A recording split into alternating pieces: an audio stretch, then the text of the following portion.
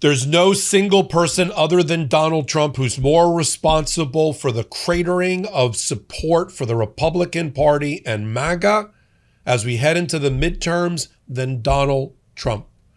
Every poll that's come out in the last 24 to 48 hours demonstrates that. The election results last night in Indiana, particularly a canary in a coal mine moment, where Donald Trump is celebrating him cannibalizing his own party, weakening it for the general election and for Democrats to take those seats in the general election, in the state Senate, in Indiana.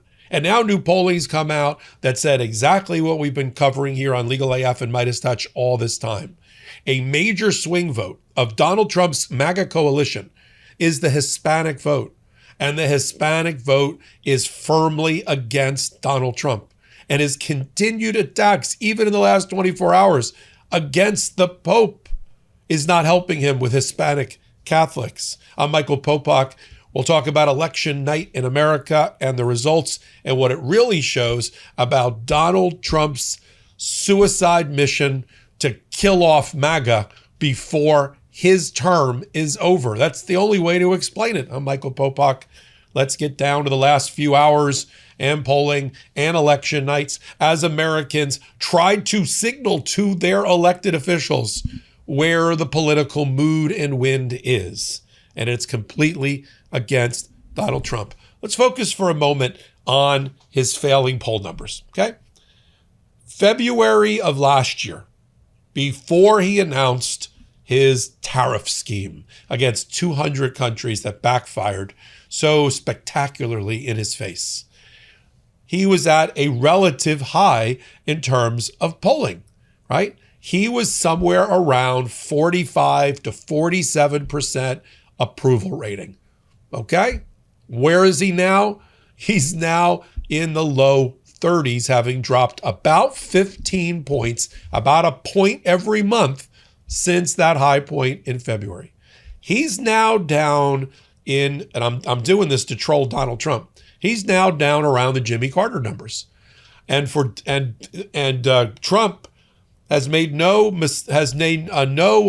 bones about saying that Jimmy Carter was a failed president. Well, your numbers are at that failed presidency level, even lower than after Jan 6th, heading equally to George Bush numbers. How did it happen? Well, if you look at the charts, and CNN did a good chart graph on this recently, you start with about 5 major events, each shaving off about 3 points of favorability from Donald Trump over the last 15 months.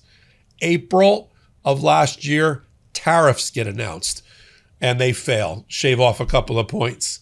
Then you have his rollout of the National Guard and armed forces against the American people in major blue cities, shave off 3 points.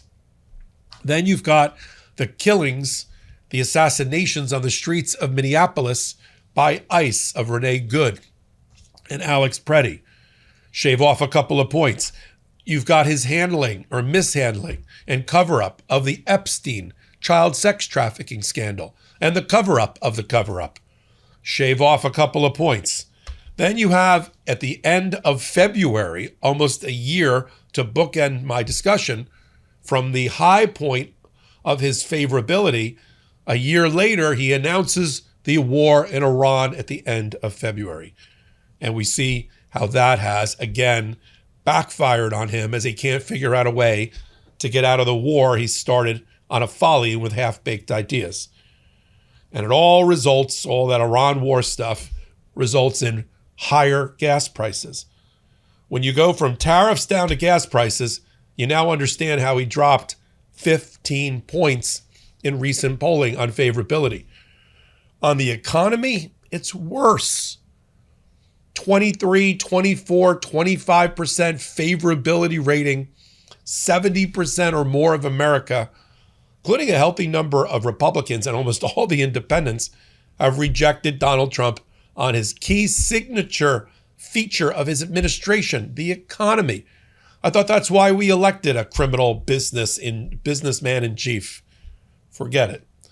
And then if you thought Trump was done, decimating his own political alliances and coalition that he needs at the midterms and got him elected, you'd be wrong. Let's look at the Hispanic and Hispanic Catholic vote. In a poll that just came out in the last day or so, an Ipsos poll, 50% of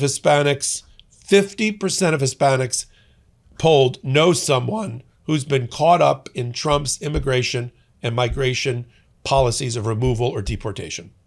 In fact, 60% of them know somebody. 50% of them either carry citizenship documents on them or passports or their immigration papers because they're afraid of being picked up and deported accidentally. A fascinating number. 6 out of 10 Americans believe that America is no longer welcoming to immigrants, and that's a bad thing. Tourist visas are way down, including from Canada, what had been our number one tourist partner. But also, business visas are down. So travel visas are down, the tourist visa, business visas are way down. People don't want to come to America. I have friends that are retiring overseas that would have thought of doing that in any era other than the Trump era. Our next sponsor had a story that really resonated with me, especially with everything around metabolism and trying to approach it the right way. This podcast is sponsored by Veracity. Ali Egan, Veracity's founder, CEO, and certified hormonal health coach, experienced compromised metabolic health firsthand, including years of undiagnosed Hashimoto's, an autoimmune disease that impacts the thyroid. She found functional medicine, which focused on underlying root causes and helped her take her health back into her own hands. Veracity was created to give people access to holistic solutions and support optimal health. With their most popular product, Metabolism Ignite, you get an all-natural caffeine-free formula made with ingredients like lemon verbena, hibiscus extract, green coffee bean extract, and magnesium. Clinical trials showed no negative side effects from the ingredients. I like that it's a simple, doctor-formulated option to support your metabolism. So learn from Ali and make the switch to Veracity. Head to veracityhealth.co and use code LegalAF for up to 65% off your order. Once again, that's VERACITY health.co for 65% off your next order. And make sure you use my promo code LegalAF so they know I sent you.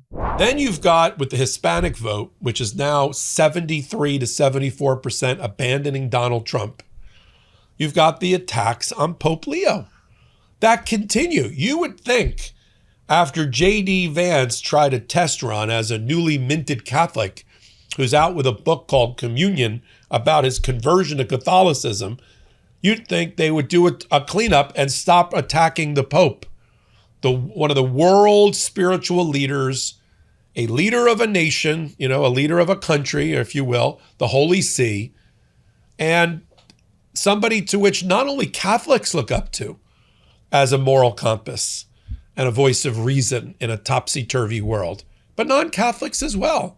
I'm Jewish. I've had my favorite popes, right?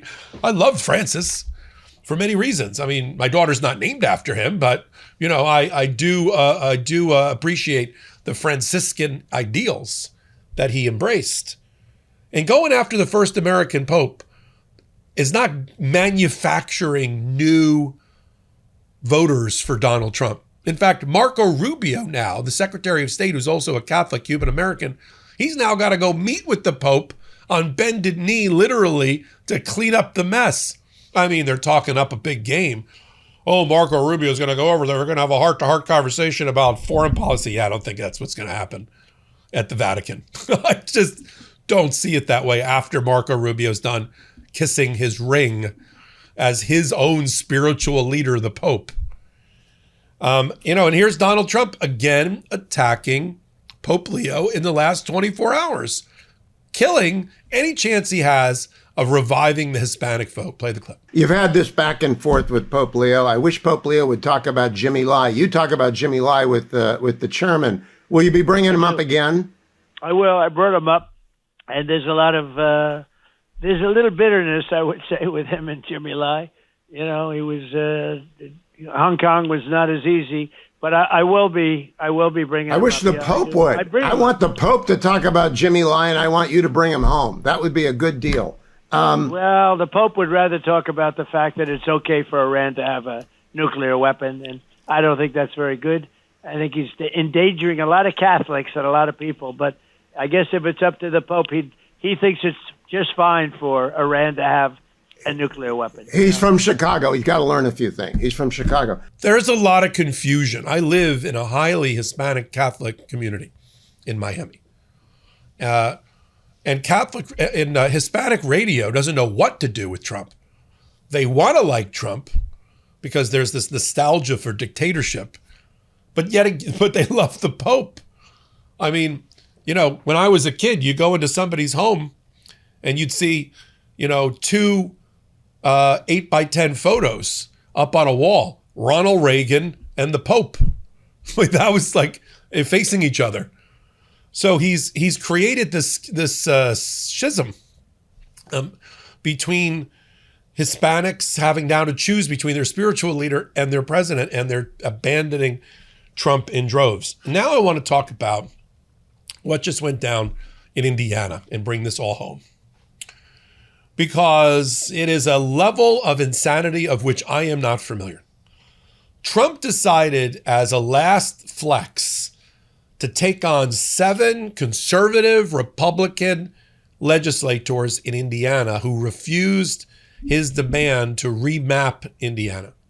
And so when he couldn't get them to remap the congressional districts and they opposed him, he primaried them, bringing forward a Trumper to take down the conservative Republican, and he was successful. I mean, 5 out of the 7, it looks like he's going to have taken out. Hooray! Except that weakens the Republican Party's chances in the midterms. That was only a primary. That just made the 7 seats go hard alt-right to MAGA land. That necessarily doesn't work at the midterms in the general election when there's a Democrat on the other side. So I'm actually, I don't know what the mainstream media is reporting, but I'm actually thrilled that Trump got all those MAGA to be in those, to win the primary. Now they're going to be up against moderate, progressive, liberal, even conservative Democrats who now, I think, strengthen their chances. They just have to run to the left and to the center of these MAGA. But Trump doesn't care. All he wanted to do was flex and show he could take out people that opposed him, regardless of what happens at the midterms. It's this kind of lack of strategic thinking that will inure to the benefit of the Democrats at the midterms as we mobilize votes. So there you have it. Election night in America did not go well for Donald Trump. I just explained why. The Hispanic vote running parallel with the general population vote and the abandonment of Donald Trump by independents, by women, by voters under 30, by the Hispanic vote, by even the black vote, where Donald Trump didn't do too poorly in 2024. You put all that together, you plug in all of the data feeds into the model, the computer model, about what's going to happen at the midterms, and you put in all the economic feeds and gas prices and inflation and jobless recovery and the polling numbers about right direction, wrong direction, and this is going to be a bloodbath for the Republicans of their own making, of Donald Trump's own making. And that's why it's so important to focus on, yes, the House races. Could be a plus 30 seat advantage for the Democrats when the night is over on election night in November. The Senate, though, Sherrod Brown back in the game for a political comeback in Ohio, who won the Democratic primary to get back a Senate seat and return to the Senate. And the road to the Democrats getting the majority in the Senate, which is oh so important, not just for impeachment and conviction, but also for confirmation of judges and Supreme Court judges and people in Donald Trump's cabinet to finish up his term. We got to win Ohio. Democrats got to win Ohio. So I'm glad you're here. If you like this kind of reporting, MeidasTouch, hit the free subscribe button. And I do a lot of my work on the channel that I founded and curate called Legal AF become a YouTube subscriber there as well. Until my next report, I'm Michael Popok. Can't get your fill of Legal AF? Me neither. That's why we formed the Legal AF Substack. Every time we mention something in a hot take, whether it's a court filing or a oral argument, come over to the Substack. You'll find the court filing and the oral argument there, including a daily roundup that I do called, wait for it, Morning AF. What else? All the other contributors from Legal AF are there as well. We got some new reporting. We got interviews. We got ad-free versions of the podcast and hot takes. Where? Legal AF on Substack. Come over now to free subscribe.